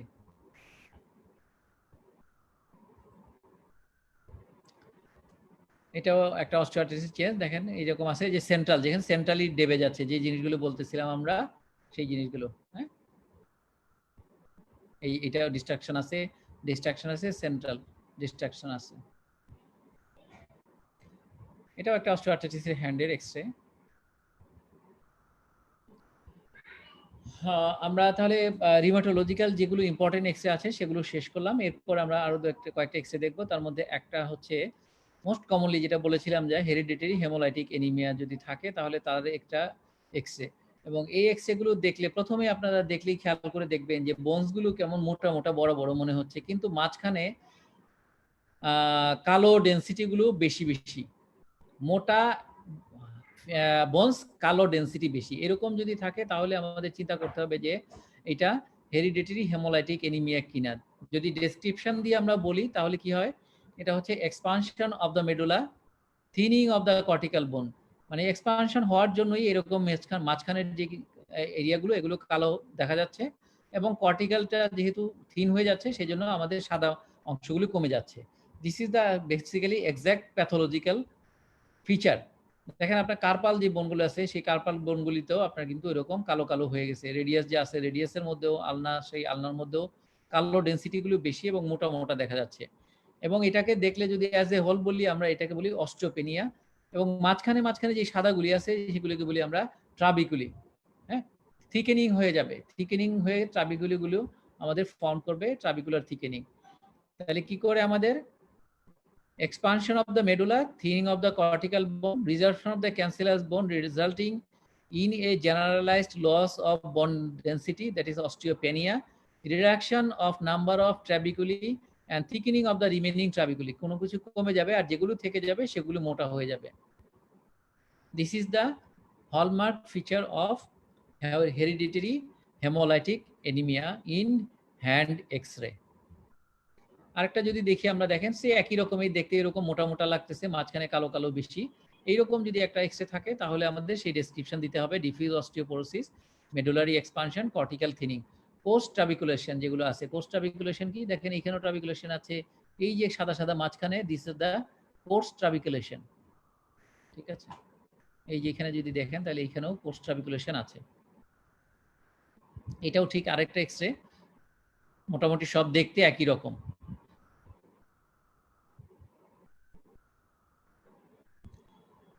এরপরে আমরা দেখব অ্যাক্রোমেগালিক হ্যান্ড।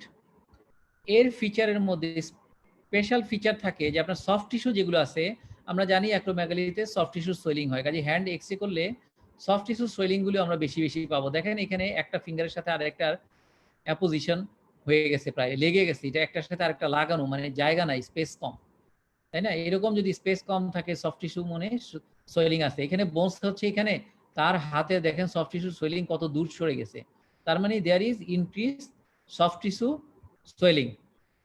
আর টার্মিনাল ফ্যালেন্স যদি দেখি আমরা, তাহলে তার টাফটিংটা বেশি হবে। দেখেন এটা একটু ছোট বড় করে একটা ছবি দেখানো আছে, এই মাথার দিকটা স্প্রেড লাইক হয়ে যাবে, মানে বড় হয়ে ছড়ায়া যাবে, কোদালের মতো হয়ে যাবে, এটাকে বলে টাফটিং, স্প্রেড লাইক অ্যাপিয়ারেন্স। এইরকম যদি ফিচার থাকে, দিস ইজ স্পেসিফিক্যালি ফর অ্যাক্রোমেগালির জন্য আমরা সাধারণত পেয়ে থাকি। অন্যান্য জায়গায় যেমন দেখছিলাম যে এখানে লস থাকে, অস্টিওলাইসিস থাকে, কিন্তু এখানে রাদার সফট টিস্যু সোয়েলিং, দেখেন টিপ থেকেও কত দূর পর্যন্ত আপনার সফট টিস্যুগুলি এক্সপান্ডেড, মানে এখানে সফট টিস্যু সোয়েলিং আছে, সাথে টার্মিনাল ফ্যালেন্সের টাফটিংটা বেশি আছে এবং কিছুটা স্প্রেড লাইক অ্যাপিয়ারেন্স হয়ে গিয়েছে। এবং আরেকটা যেটা বলেছিলাম যে জয়েন্ট স্পেসগুলো দেখতে হয়, দেখেন জয়েন্ট স্পেসগুলো সাধারণত আরো কাছাকাছি থাকে অন্যগুলিতে, দেখুন যখন দেখেছিলাম আমরা, এইখানে কিন্তু জয়েন্ট স্পেসগুলো একটু দূরে দূরে সরে যাচ্ছে। এখানে জানি যে আমরা বিকজ অফ কার্টিলেজ যেগুলো আছে, কার্টিলেজের ওভার গ্রোথ হচ্ছে, কার্টিলেজের ওভার গ্রোথ হলে আমরা এখানে যেহেতু ক্যালসিফিকেশন নাই, এই জন্য এই কার্টিলেজগুলো আমাদের জয়েন্ট স্পেস ওয়াইডেনিং হিসেবে দেখাবে, এবং এখানে ক্যালসিফিকেশন না থাকার জন্য ওই জায়গায় হোয়াইটনেসটা আসবে না, ওই জায়গাগুলো ব্ল্যাকনেস হিসেবে দেখা যাবে। এবং হেড অফ দ্য মেটাকার্পাল গুলো অনেক সময় একটুকু মোটা থাকে, এনলার্জ থাকে, দেখেন এই যে মেটাকার্পাল যেগুলো আছে এগুলো মোটা আছে, দেখেন এখানে আবার একটুকু বেশি আছে, কিছুটা স্প্রেডের মতো বাড়তিও আছে। ঠিক আছে, these are the features of acromegalic hand.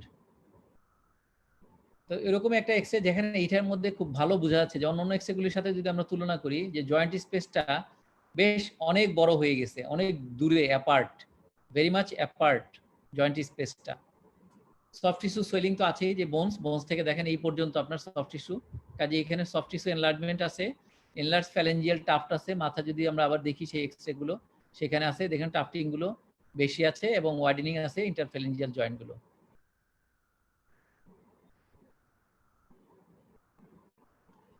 Acromegaly আমরা একটা যদি মানুষের হাত দেখি, অ্যাক্রোমেগালিক মানুষের, তাহলে হাতটা থাকবে এরকম মোটা, টাফ, স্প্রেড লাইক।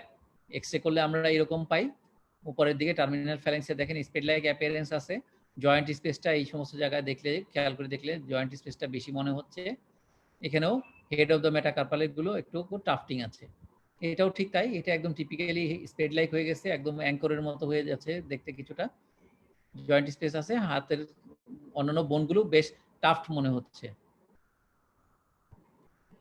এরপরে আমরা যদি যাই সার্কোইডোসিস, আমরা জানি সার্কোইডোসিস গুলো অনেক সময় হাতে, পায়ে, বিভিন্ন জায়গায় জয়েন্টের মধ্যে ইনভলভ করে থাকে, এবং যদি করে থাকে তাহলে কেমন করে, এটাও কিছুটা আপনার গাউটের মতোই হবে, কিন্তু সিস্টিক, মাঝখানে হঠাৎ করে একটা জায়গার মধ্যে দেখা যাবে যে একটা গ্যাপ লাইক আছে, এরকম গ্যাপ যদি থেকে থাকে তাহলে সেটা একটা সিস্টের মতো দেখা যায়, এবং কোনো কোনো ক্ষেত্রে লেস লাইক হানিকম্বিং, লেস লাইক হানিকম্বিং হিসেবে আমরা পেতে পারি। দেখেন এই যে এখানে একটা হানিকম্বিং এর মতো আছে, ঠিক আছে, এখানেও একটা আছে, এখানে একটু হানিকম্বিং এর মতো আছে। আর অনেক সময় আমরা প্যাথোলজিক্যাল ফ্র্যাকচার পেতে পারি, আমরা জানি যদি ফুল বোনটাকে আপনাকে ইনভলভ করে ফেলে তাহলে হঠাৎ করে ওই জায়গাতে একটা ফ্র্যাকচারও পাওয়া যেতে পারে। এবং সার্কোইডোসিসের যেহেতু একটা ফিচার হচ্ছে আমরা সাবকিউটিনিয়াস নোডিউল পাই কোনো কোনো ক্ষেত্রে, তাহলে সেই সমস্ত জায়গার মধ্যে কিউটিনিয়াস নোডিউল, সেই সমস্ত জায়গায় এরকম একটা সফট টিস্যুর সোয়েলিং হিসেবেও আমরা অনেক সময় পেতে পারি। এবং এই ক্ষেত্রে আর্টিকুলার যে স্পেসগুলি আছে এখানে তেমন খুব একটা বেশি ইনভলভমেন্ট হয় না। গাউটে যেমন হতে পারে পেরি আর্টিকুলার যদি ইনভলভমেন্ট থাকে সেখানে, রিউমাটয়েড আর্থ্রাইটিসে যদি হয় তাহলে থাকতে পারে, কিন্তু গাউটে ইউজুয়ালি জয়েন্টের কাছাকাছি ডিস্ট্রাকশন যেহেতু কম হয় সেই জন্য এখানে নাও পেতে পারি আমরা। জয়েন্ট স্পেসটা ইউজুয়ালি প্রিজার্ভ। এটা একটা সার্কোইডোসিস যেটাকে আমরা বলছিলাম লেস লাইক, সেটাই হচ্ছে আপনার লেস লাইক হানিকম্বিং এর মতো। এখানে আছে এই বোনটা তো আছে, দুইটার মধ্যে আপনার টিপিক্যালি লেস লাইক এবং হানিকম্বিং অ্যাপিয়ারেন্স আছে। এটা হচ্ছে সার্কোইডোসিসের একটা হ্যান্ড এক্সরে। খুব রেয়ারলি আমরা যদিও কম পাই, তারপরও আমাদের জানা থাকা দরকার যে অনেক সময় হ্যান্ড এক্সরেতেও আমরা টিউবারকুলোসিস পেতে পারি। তাহলে টিউবারকুলোসিস করলে কি হয়, ডেকট্রাইলাইটিস, এবং এইটাকে বলা হয় স্পাইনা ভেন্টোসা। একটা স্পেশাল নাম, এটা মনে রাখলেও হয়, না রাখলেও তত জরুরি না। মানে টিউবারকুলোসিসে প্রথমে ডেকট্রাইলাইটিস দিয়ে শুরু করে, সফট টিস্যু পেরিআর্টিকুলার এই এলাকা দিয়ে শুরু করে থাকে, এবং খুব রেয়ারলি কিন্তু এটা পাওয়া যায়, খুব কমনলি যে পাওয়া যায় তা না কিন্তু। তারপরেও একটু আমাদের জাস্ট জানা থাকা দরকার যেন আমরা মিস না করি। তাহলে is a rare skeletal manifestation of the tuberculosis where the short trabecular bone, that is phalanx, metacarpal and metatarsals are affected. The bones distal to the tarsal and wrist tend to be affected, with upper limb being more commonly involved. Typically, the proximal phalanx of the index and middle, proximal phalanx, এই এলাকাটা, হ্যাঁ, proximal index and middle finger and middle and ring finger metacarpal are affected, মানে এই জায়গাগুলিতে আপনার mostly এফেক্টেডটা হয়। ফিচারটা কি থাকে রেডিওলজিক্যালি, ডায়াফাইসিয়াল এক্সপানশন লিশন থাকে, জাস্ট এই যেরকম দেখেন এই পার্টটা কেমন মোটা হয়ে গেছে, কিছুটা স্ক্লেরোসিস আছে, সফট টিস্যু সোয়েলিং আছে।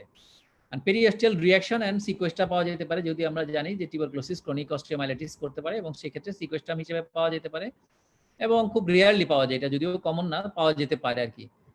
এবং এটা হবে হিলিং বাই স্ক্লেরোসিস, যদি টিউবারকুলোসিসের ট্রিটমেন্ট করেন তখন এটা পরে অ্যাডভান্স কেস হিসেবে এটা স্ক্লেরোসিস হিসেবে পাওয়া যেতে পারে।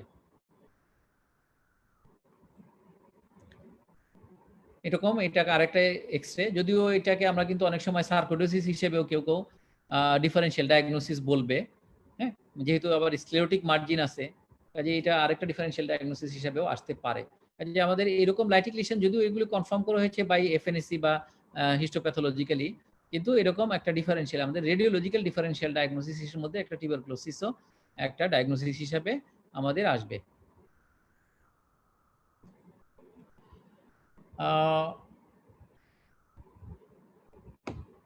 এখানে যদি দেখি আমরা সেকেন্ড মেটাকার্পাল যেটা আছে সেটা এখানে শুধুমাত্র একটা ইনক্রিজ ডেনসিটি আছে, মানে এটা একটা পেরিঅস্টাল রিঅ্যাকশন আছে এবং সেই জন্য এখানে ইনক্রিজ ডেনসিটি পাওয়া যাচ্ছে, এবং সফট টিস্যু সোয়েলিংটাও রিলেটিভলি কিছুটা বেশি আছে।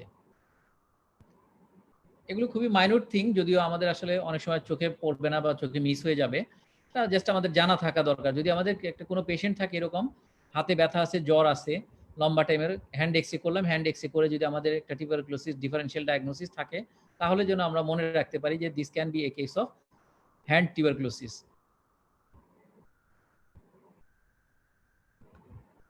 এর ডিফারেনশিয়াল ডায়াগনোসিস আমরা বললাম যে ওই রকম যদি একটা এক্সরে পেয়ে যায় তাহলে তার কতগুলো ডিফারেনশিয়াল ডায়াগনোসিস আসবে। তার মধ্যে একটা হচ্ছে pyogenic or fungal infection, syphilitic dactylitis অনেক সময় হয়, যদিও আজকাল এটা পাওয়া যায় না খুব একটা বেশি।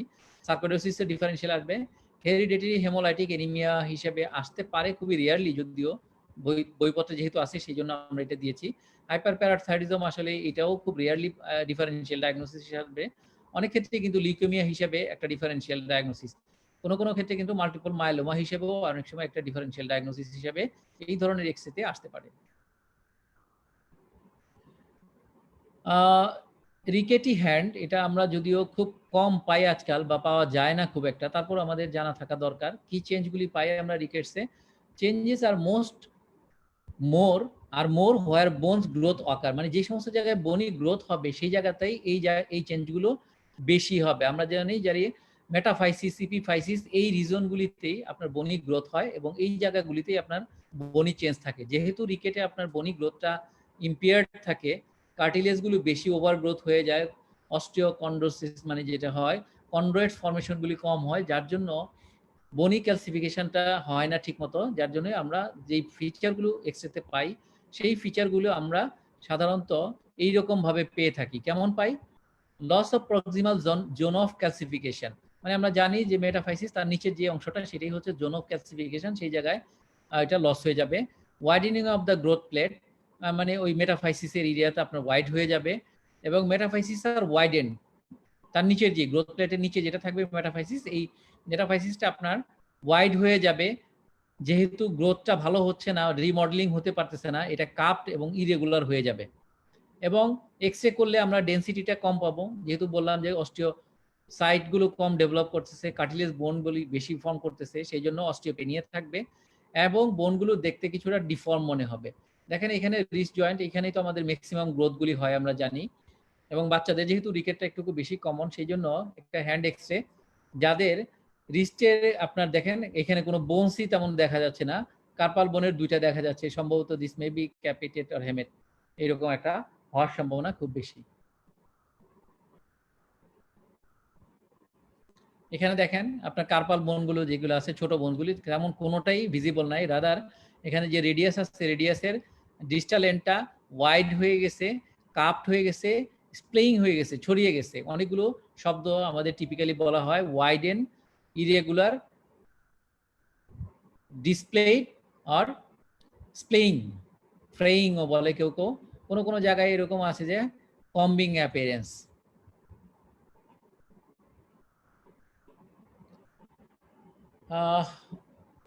এটা একটা এক্সরে, যেখানে দেখেন আপনারা দেখে মনে হচ্ছে যে নর্মাল এক্সরে, তাই না? This is a normal X-ray, কিন্তু যদি আপনি কাউন্ট করেন ফিঙ্গারগুলো তখন দেখতে পাবেন যে এখানে একটা ফিঙ্গার বেশি আছে।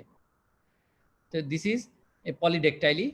এবং হ্যান্ড এক্সরে দেখি কিন্তু আমাদের কিন্তু যেটা বলছিলাম যে সিস্টেমেটিক্যালি দেখতে হবে এবং একটা একটা করে দেখতে হয়।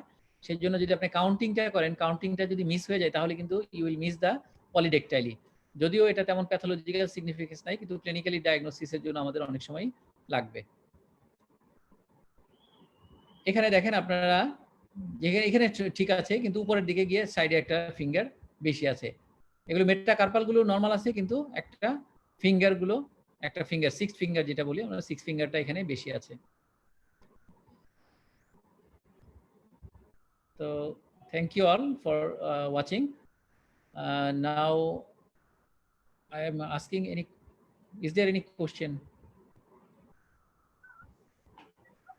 স্যার ইয়েস স্যার, কোশ্চেন আছে স্যার এখানে। স্যার কিছু সুন্দর সুন্দর কোশ্চেন আছে আজকে আমাদের স্যার। স্যার আপনি পারমিশন দিলে স্যার ওগুলা কি করতে পারি স্যার কোশ্চেনগুলো? হ্যাঁ, আমরা তাহলে শুরু করি। স্যার ফার্স্ট কোশ্চেনটা করেছেন হচ্ছে সালমান রাফাত ভাই। স্যার কোশ্চেনটা হচ্ছে how to differentiate lytic lesion or punch out lesion of gout from secondary or multiple myeloma. সেটা আমরা কিন্তু সালমান যদি খেয়াল করে দেখে থাকে, সেটা আমরা কিন্তু বলেছিলাম না। মাল্টিপল মাইলোমাতেও লাইটিক লিশন থাকবে, পাঁচটা আউট লিশন থাকবে, গাউটেও পাঁচটা আউট লিশন থাকবে, কিন্তু মাল্টিপল মাইলোমাতে একদম পাঁচটা আউট লিশন থাকে, স্ক্লেরোটিক মার্জিনটা তেমনটা থাকে না। কিন্তু যদি গাউটি হয় তাহলে এখানে মার্জিনটার মধ্যে কিন্তু স্ক্লেরোটিক লিশন অনেক সময় থাকতে পারে আর কি। স্যার এরপরে কোশ্চেনটা করেছেন অভিজিৎ সরকার জ্যোতি। We often get biased in case of focal hand lesion, but how can we get an idea, is it benign or malignant from the radiological aspect? Focal From focal hand lesion, sir. Focal hand lesion. মানে focal hand lesion বলতে কি বোঝাতে চাচ্ছে আসলে, এটা একটু clear করতে হয়। স্যার উনি কোশ্চেনটা এভাবেই করেছেন, we often get focal hand biased. Lesion তো অনেকগুলি হতে পারে, আমরা যেটা এক্সরেগুলিতে কিন্তু আমরা অলরেডি দেখিয়েছি, তাই না? লাইটিক লিশন আছে, গাউটি হতে পারে, তারপরে টিউবারকুলোসিস হতে পারে, তারপরে সার্কোইডোসিস হতে পারে, মাল্টিপল মাইলোমা হতে পারে, সেকেন্ডারি মেটাস্টেসিস হতে পারে। এগুলো কিন্তু সবটাই হতে পারে, তাই না? আমরা কিন্তু প্রত্যেকটাই একটা একটা করে বলে দিয়েছি। কাজেই অ্যাকর্ডিং টু হিস্ট্রি আমাদেরকে, আমরা কিন্তু ক্লিয়ার করে বলে দিয়েছি যে আমরা কিন্তু ডায়াগনোসিস করি, যারা রেডিওলজিস্ট আছেন তাদেরকেও কিন্তু হিস্ট্রি সাপ্লাই করতে হয়। কাজে হিস্ট্রি ছাড়া কিন্তু পেশেন্টের ডায়াগনোসিস করা যাবে না। আমরা কিন্তু যখন বললাম যে টিউবারকুলোসিসের যে এক্সরেটা দেখালাম, দেখায় কিন্তু বলতে পারি নাই সরাসরি যে দিস ইজ টিউবারকুলোসিস। তো টিউবারকুলোসিস বলতে গেলে কিন্তু আমাদের হিস্ট্রিটার সাপোর্ট নিতে হবে। কাজে ওই সাপোর্টের পরে কিন্তু আমরা রেডিওলজি দেখে সাধারণত ডায়াগনোসিস করব। তবে রেডিওলজিক্যাল ফাইন্ডিং এর জন্য স্পেসিফিক্যালি কতগুলো ফাইন্ডিং যেগুলো আমরা বলে দিলাম, এই ফাইন্ডিং গুলোর সাথে ম্যাচ করে করে কিন্তু আমরা বলবো যে weather it is specific type. যেমন সার্কোইডোসিস কি বললাম আমরা, সার্কোইডোসিস একটা লাইটিক লিশন থাকবে, জয়েন্ট স্পেসগুলো ইউজুয়ালি স্পেয়ার থাকবে, সফট টিস্যু সোয়েলিং থাকতে পারে, তাই না? গাউটের মধ্যে এরকম পাঁচটা আউট লিশন থাকবে, ওইখানেও জয়েন্ট স্পেসগুলো নরমাল থাকবে, কোনো কোনো ক্ষেত্রে মার্জিনাল স্ক্লেরোসিসটা থাকতে পারে। তো এই যে কথাগুলো, এইটাই আমাদেরকে ডিফারেন্সিয়েট করে আমাদেরকে ফোকাল লিশনগুলোকে আইডেন্টিফাই করতে হবে। স্যার আমাদের তৃতীয় কোশ্চেনটা করেছে ফয়সাল বিন রহমান ধ্রুব। স্যার ওর কোশ্চেনটা আসলে আমি ঠিক আসলে সুন্দর মনে হচ্ছে sir. What are the features of X-ray in case of accumulation of pus in phalanges? Accumulation of pus, যদি এটা আমরা চিন্তা করি, ফ্যালেন্স মানে হচ্ছে তোমার বোনসের মধ্যে অস্টিওমাইলাইটিস আছে, যদি অস্টিওমাইলাইটিস থাকে তাহলে অস্টিওমাইলাইটিসের জন্য যে চেঞ্জগুলি আমরা পাই সেই চেঞ্জগুলি পাওয়া যাবে, তাই না? সেখানে কি কি পাওয়া যাবে? পেরিওস্টিয়াল রিঅ্যাকশন থাকতে পারে, কিন্তু বোনসের কাছে পেরিওস্টিয়াল রিঅ্যাকশন এটা থাকতে পারে, সাইনাস থাকতে পারে, আমার দেখা যাবে সফট টিস্যুর সাথে আউটার কমিউনিকেশন আছে, এই যে জিনিসগুলো আছে, এবং ওইখানে একটা সিস্টিক লিশন, লাইটিক লিশন থাকতে পারে। ওইটাকে দেখে আমরা হয়তো বলবো there is accumulation of pus, কিন্তু এটা কিন্তু এক্স-রে দেখে কিন্তু বলা একটুকু ডিফিকাল্ট। সেক্ষেত্রে আমাদের হিস্ট্রিটা ইম্পর্টেন্ট, হিস্ট্রি দেখে পেশেন্টের সাথে মিলিয়ে তখন কিন্তু বলতে হয়। স্যার এরপরের কোশ্চেনটা করেছেন লিজা আফরোজা। স্যার ওনার কোশ্চেনটা হচ্ছে what are the features of hand in case of sarcoidosis? সার্কোইডোসিসের ফিচার তো আমরা বলেই দিয়েছি, সবগুলো ফিচার, তাই না? যেখানে থাকবে কি পাঁচটা লিশন থাকবে বিভিন্ন জায়গার মধ্যে, জয়েন্ট স্পেসগুলো রিডাকশন ইউজুয়ালি থাকবে না, হ্যাঁ, এবং কোনো কোনো ক্ষেত্রে ওই যে লেস লাইক লিশন থাকতে পারে, তাই না? এই যে লিশনগুলো, this are the features of sarcoidosis. Sir আর সর্বশেষ কোশ্চেনটা স্যার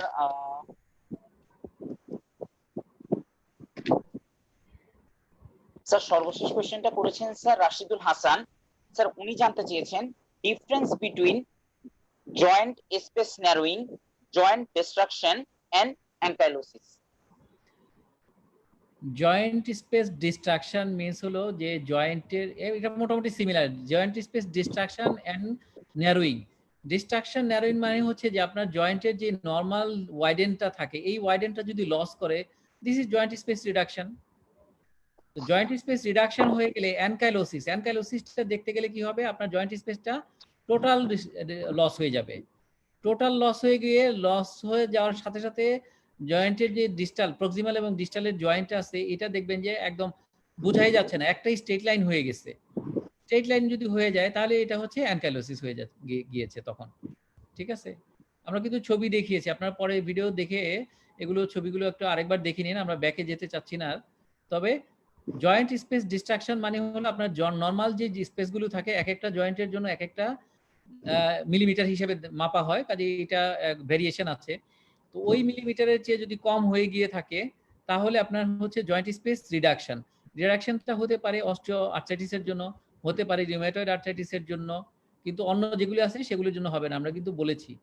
কাজেই স্পেস কমে যাওয়া একটা জিনিস, স্পেস কমে গিয়ে যখন দুইটা স্পেস টোটালি লস হয়ে যাবে এবং ওই প্রক্সিমাল এবং ডিস্টাল যে ফিঙ্গারগুলো আছে একটার সাথে আরেকটা মিশে গিয়ে স্ট্রেটেনিং হয়ে যাবে, তখন সেটা অ্যানকাইলোসিস, ফিক্সড। এটার মোবাইল না, নড়াচড়া করা যাবে না। এক্স-রে ভিউ করলেও আপনি দেখবেন যে যেমনটা আছে তেমন ছিল তেমনই আছে। This is ankylosis. জি স্যার, আমাদের আজকে আর কোনো স্যার কোশ্চেন নেই স্যার, এটাই শেষ কোশ্চেন ছিল স্যার। তো থ্যাংক ইউ স্যার। আপনি কোনো কনক্লুশন, আপনি স্যার কোনো কনক্লুশন রিমার্ক দিয়ে স্যার শেষ করেন। আর আয়োজনে তো ছিলাম আমরা বিডি ফিজিশিয়ানস এবং এফডিএস এর স্টুডেন্টস উইং। আর আজকের প্রেজেন্টেশন অ্যাজ ইউজুয়াল আপনার অসাধারণ প্রেজেন্টেশন ছিল। আমি জার্নি থেকে পুরোটা শুনছিলাম, মানে যে ডাক্তার না, যারা লেম্যান, তারাও যদি আপনার প্রেজেন্টেশন শুনে তারাও স্যার অনেক কিছু ক্লিয়ার হয়ে যাবে। স্যার আপনি শেষ করেন স্যার। না, আমি আসলে চাই এইভাবে বলার জন্যই, কারণ আমি তো ইংলিশে লেকচার দেওয়া তো কোনো সমস্যা না, দিতে পারা যায়, দেওয়া যায়, কিন্তু দিলে আসলে অনেক কিছু এক্সপ্রেস করাটা অনেক সময় কঠিন হয়ে যায় বা অনেক সময় বুঝতে তাদের অসুবিধা হয়। যেহেতু আপনার এই এক্সরে গুলো, এই ক্লাসগুলো আমাদের এমবিবিএস লেভেলের ছাত্ররা যারা আছে তারাও দেখেন, আমাদের অনেক ডাক্তাররা আছেন তারা দেখেন, প্লাস আমরা যারা পোস্ট গ্রাজুয়েটের ছাত্র আছে যারা, তারাও দেখেন, যেন সবাই জিনিসটা থেকে কিছু কিছু শিখতে পারে, আসলে তাদের রিক্যাপিচুলেশন করতে পারে, সবাইরই জানা জিনিসগুলো যেন আরো ভালোভাবে তারা রিক্যাপিচুলেট করতে পারে, তারা যেন বুঝতে পারে। অথবা একটা এক্সরে করলে আমরা কোন এক্সরেটা করব, কোন ভিউতে করব। আসলে আমরা যদি নাই জানি তাহলে পেশেন্টকে বললাম আপনি একটা এক্সরে করে নিয়ে আসেন, অনেক সময় রুগীরা এক্সরে নিয়ে আসে, একটা ভিউ চেয়েছি কিন্তু দিয়ে দিছে আর একটা ভিউ, আসলে আমাদের আসলে উদ্দেশ্যটা সফল হয় না তখন। সেই জন্য আমাদের ভিউগুলি কিন্তু খুব ভালোভাবে মেনশন করে দেওয়া লাগবে। এক্সরে হ্যান্ড আমি বলে দিলে কিন্তু সব শেষ হয়ে যায় না, সেখানে কিন্তু আমাদের স্পেসিফিক্যালি ভিউটা চাওয়া উচিত। ফ্র্যাকচার যদি থাকে আমাদেরকে এপি ভিউ, ল্যাটারাল ভিউ চাইতে হবে। যদি আমরা জয়েন্ট স্পেসগুলো দেখতে চাই তাহলে আমাদের নো গ্রেড ভিউটা চাইতে হবে। কাজে এই যে ভিউগুলি, আমরা এই ভিউগুলি যদি স্পেসিফিক্যালি বলে দিই তাহলে কিন্তু রুগীরা একটা ভালো এক্সরে নিয়ে আসবে আমাদের কাছে। আমরা হয়তো রিপোর্টে যতটুকুই থাকুক না কেন নিজেরা দেখেও অনেক কিছু হয়তো আইডেন্টিফাই করতে পারবো। কাজেই যে কোনো এক্সরে অ্যাডভাইস করার সময় আমাদেরকে অবশ্যই ভিউটা মেনশন করে দিলে সবচেয়ে ভালো। এর জন্য আমি যতগুলো ক্লাস নিলাম এই পর্যন্ত সবগুলিতেই আমি চেষ্টা করেছি যাতে করে এই ভিউগুলি অ্যাটলিস্ট আমরা বলে দিই, যেন এই ভিউগুলো অ্যাডভাইসের মধ্যে থাকে। তো এগুলি করা থাকলে আমরা একটা হয়তো ভালো এক্সরে পাবো। আর আমার সকলকে ধন্যবাদ আবারও যে আমাদের সাথে জয়েন করার জন্য, বা ভবিষ্যতে যারা এই ভিডিওটা দেখবেন তাদেরকেও আগাম শুভেচ্ছা এবং ধন্যবাদ জানিয়ে আমি আমার ক্লাসটা এখানে সমাপ্ত ঘোষণা করছি। আজকের মতো সবাইকে অসংখ্য ধন্যবাদ। সবাই ভালো থাকেন, সুস্থ থাকেন, নিরাপদে থাকেন। আসসালামু আলাইকুম রহমতুল্লাহ।